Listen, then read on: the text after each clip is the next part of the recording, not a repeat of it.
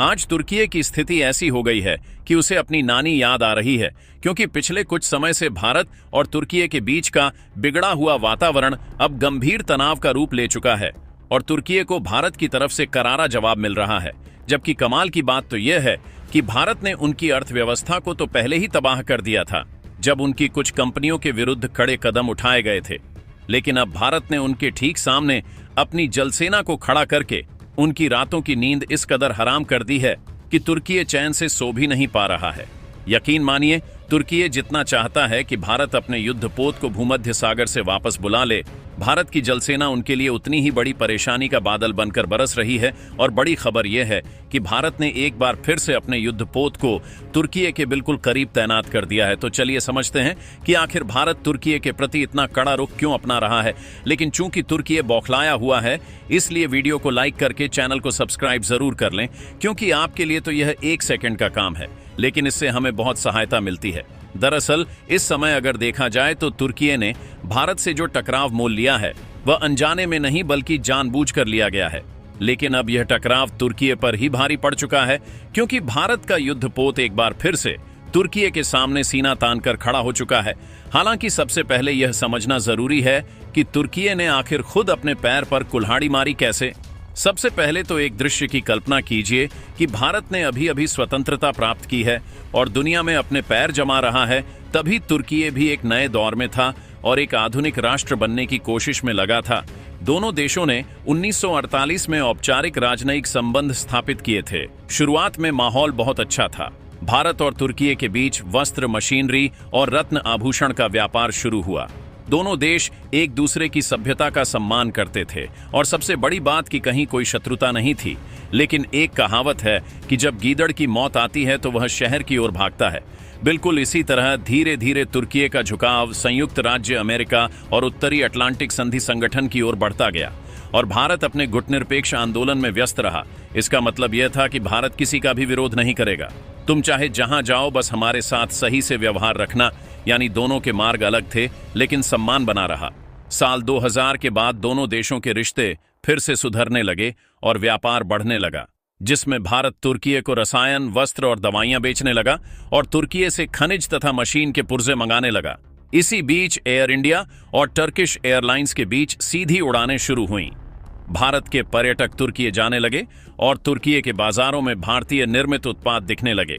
यानी सब कुछ अच्छा चल रहा था जब तक कि एर्दोगान की राजनीति बीच में नहीं आई। फिर साल 2016 के बाद सब कुछ बदल गया। तुर्की के राष्ट्रपति एर्दोगान ने अपने देश में इस्लामी नेतृत्व की छवि बनानी शुरू की। वह चाहते थे कि पूरी मुस्लिम दुनिया उन्हें खलीफा की तरह माने और इसी कोशिश में उन्होंने भारत के विरुद्ध बोलना शुरू किया। उन्होंने कश्मीर के मामले में पाकिस्तान का पक्ष लिया। संयुक्त राष्ट्र में भारत पर आरोप लगाए कि भारत मुसलमानों पर अत्याचार कर रहा है और 2019 में अनुच्छेद 370 हटाए जाने के बाद तो तुर्की ने खुलकर भारत विरोधी बयानबाजी शुरू कर दी और यहीं से तुर्की ने अपने लिए मुसीबत का गड्ढा खोदना शुरू कर दिया। भारत ने देखा कि तुर्की सिर्फ बयानबाजी ही नहीं कर रहा, बल्कि पाकिस्तान की सेना को मानव रहित हवाई वाहन, ड्रोन और प्रशिक्षण दे रहा है। जी हां, तुर्की की कंपनी जो दुनिया के मशहूर बैरक्टार मानव रहित हवाई वाहन बनाती है, वह पाकिस्तान को यह प्रौद्योगिकी देने लगी। भारत ने तुरंत कदम उठाया, तुर्की के साथ सभी रक्षा समझौते रद्द कर दिए, उनकी कंपनियों को काली सूची में डाल दिया और पाकिस्तान से जुड़े किसी भी तुर्की परियोजना को रद्द कर दिया। यही नहीं, भारत ने जवाब में यूनान, आर्मीनिया और साइप्रस के साथ सैन्य अभ्यास शुरू किए, जो तुर्की के शत्रु देश हैं। यानी अब मैदान खुल चुका था।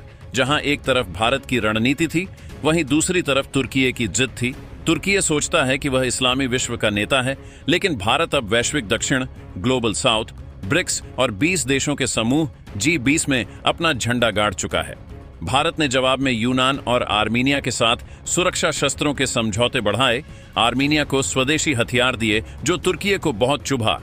वहीं इस समय भूमध्य सागर में भारतीय जलसेना की उपस्थिति बहुत ज्यादा बढ़ गई है और तुर्की जितना ज्यादा धमकी देता गया, भारत उतना ही ज्यादा आर्मीनिया, यूनान और साइप्रस का साथ देता गया। ये खबर जून 2025 की है, जब मोदी सरकार की योजना सामने आई थी कि पाकिस्तान का समर्थन करने के कारण भारत और भी ज्यादा तुर्की को दंडित करने जा रहा है। और अब कुछ ही महीनों बाद देखा जा रहा है कि तुर्की की कुटाई शुरू हो चुकी है।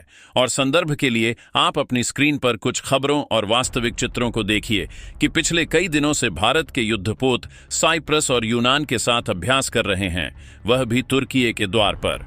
हालांकि फिलहाल की बड़ी खबर यह है कि भारतीय नौसेना बार बार भूमध्य सागर से कॉकस तक तुर्की के करीब नौसेना भेज रही है और एक बार फिर से भारत के युद्धपोत वहां पहुंच चुके हैं। फिलहाल जब व्यापारिक संबंध की बात आती है तो अभी भी दोनों देशों के बीच का व्यापारिक रिश्ता काफी हद तक ठीक है, लेकिन लचीलापन ज्यादा हो रहा है। दोनों देशों के बीच अब भी लगभग 10 अरब डॉलर का व्यापार है, लेकिन वह भी बहुत सीमित और सतर्क तरीके से, क्योंकि नए निवेश रुक गए हैं। भारत ने कई तुर्की कंपनियों को निविदा सूची टेंडर लिस्ट से बाहर कर दिया है। तुर्की बार बार कहता है कि वह भारत से रिश्ते सुधारना चाहता है, लेकिन उसके हर कदम में पाकिस्तान की झलक मिलती है और भारत यह बात अच्छे से जानता है कि जो शत्रु के साथ खड़ा हो उस पर भरोसा नहीं किया जा सकता।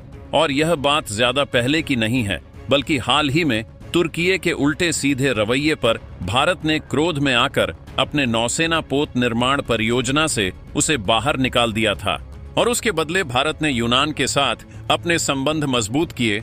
दरअसल यह एक समुद्री परिवहन और जहाज निर्माण से जुड़ा सुरक्षा परियोजना था, जिसमें भारत अपने जल सेना आपूर्ति श्रृंखला और जहाज निर्माण के लिए कुछ विदेशी कंपनियों को कार्य देने वाला था। शुरुआती तौर पर तुर्की की कुछ कंपनियों या सहयोगियों को इस परियोजना में शामिल देखा जा रहा था, यानी वे नौसेना के लिए सामग्री, पुर्जे या प्रौद्योगिकी देने वाले थे।